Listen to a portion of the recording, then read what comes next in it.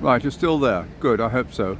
Hello, it's Magnus Nielsen, Lord Londonstone again, and this time I'm going to explore Carlton House Terrace and show you some of the buildings that were designed by John Nash, just to give you an idea of the excellent buildings which were so wantonly destroyed over 100 years ago. What a shame. Never mind, let's just turn round. But it gives you some appreciation of the style of John Nash's architecture. Let me just turn this camera around. There we go. Right, so this is number 10. Carlton House Terrace. It's the home of the British Academy.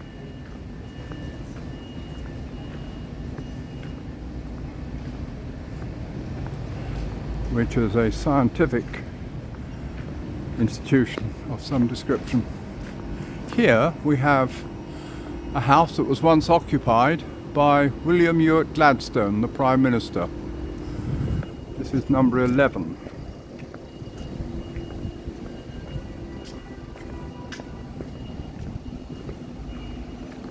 So we've got number 12,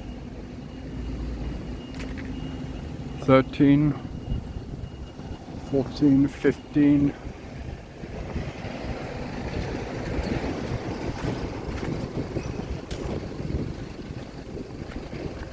Let's say my reason for coming down here was just to show you the magnificence of the architecture of John Nash,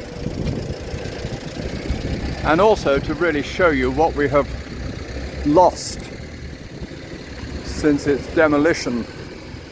And don't forget that there was a time when the whole of Regent Street was designed in this sort of style, and then, as I say, quite wantonly destroyed. So here we are. Is there anything up here?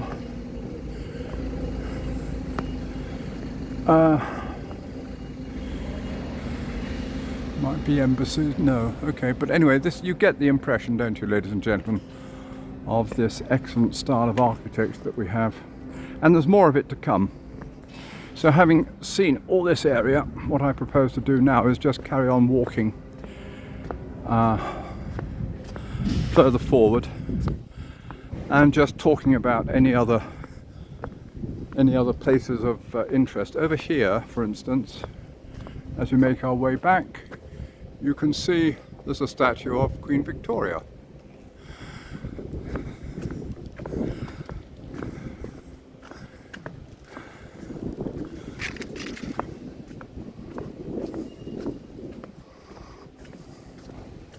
So, Carlton House Terrace.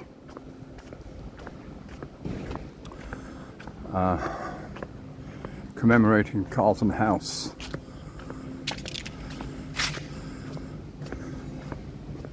Which has since disappeared, of course.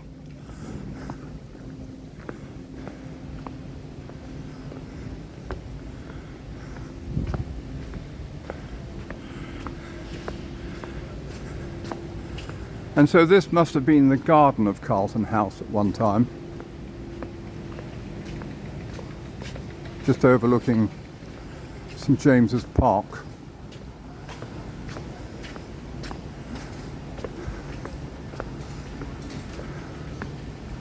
And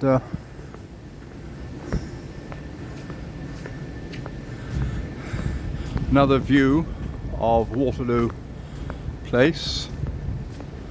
That's over on the right, and down here over on the left there's a flight of stairs leading up from the Mall all the way up to the Column. Here we go. And sometimes people enter that doorway when they feel they have to climb up the stairs to get to the statue at the top. Where is it? There it is. Good.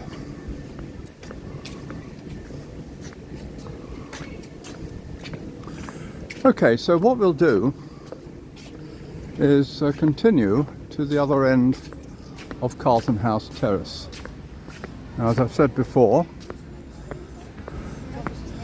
Number 9 was once the German embassy, the Nazi embassy in the 1930s.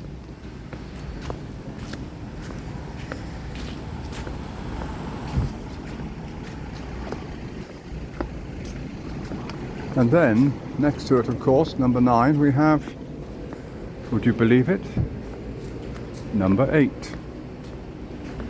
I wonder what this building is used for now. Probably not a private home, I would have thought. Number 7 and number 6.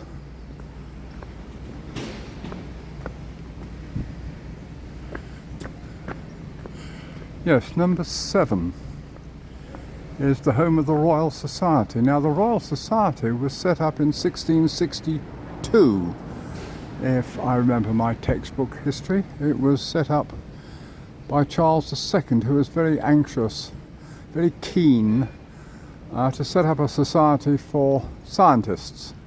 He was very interested in what was then called natural philosophy, and so he used to encourage natural philosophers to come and talk about natural philosophy, which is what they used to call science before they actually invented the word called science in the 1830s.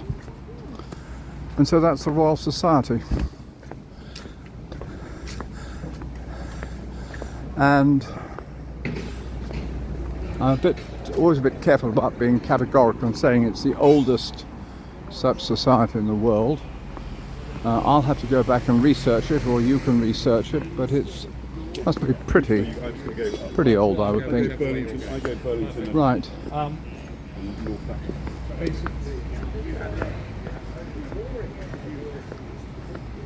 And here on the left-hand side, ladies and gentlemen, number 4, you have the Royal Academy of Engineering, the Taylor Centre. So it looks as if these buildings are now used as institutions, scientific and technical institutions.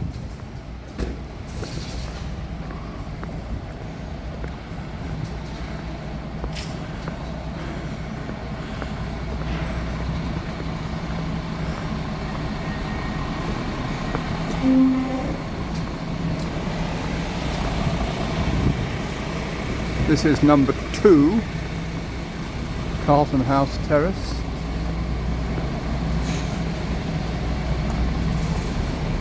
And here, would you believe it, we have number 1, Carlton House Terrace.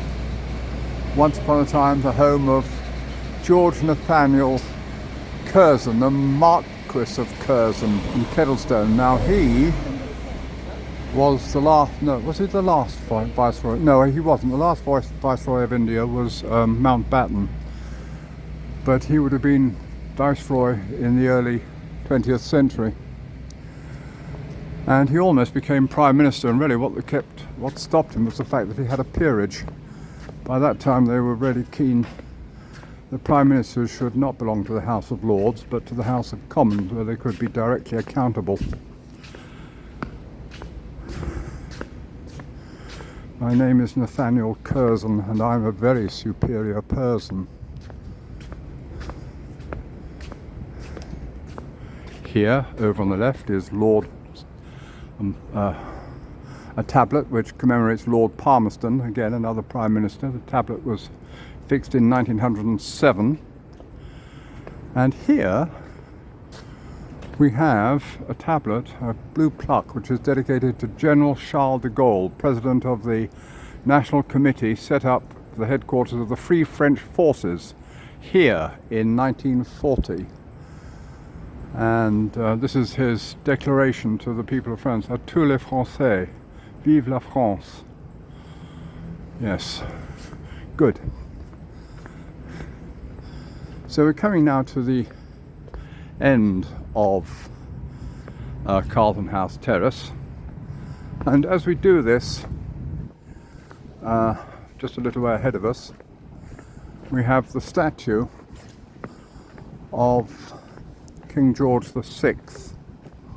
King George VI, who was the grandfather of our present king, King Charles III.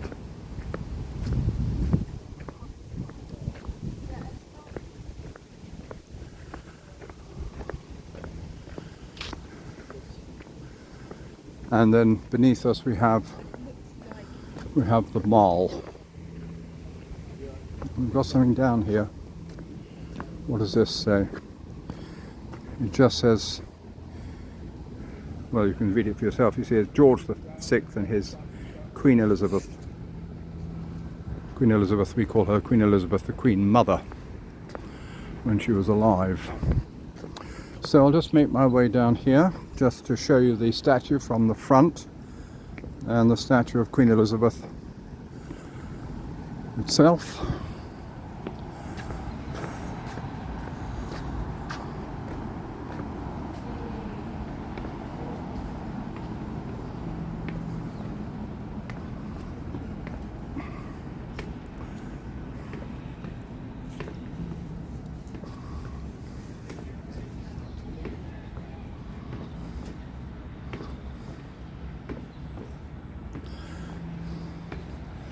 Right, so this, ladies and gentlemen, here we are.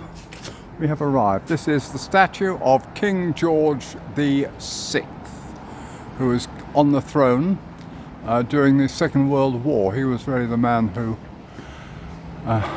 basically gave us all the inspiring speeches, along with Churchill, to keep buggering on.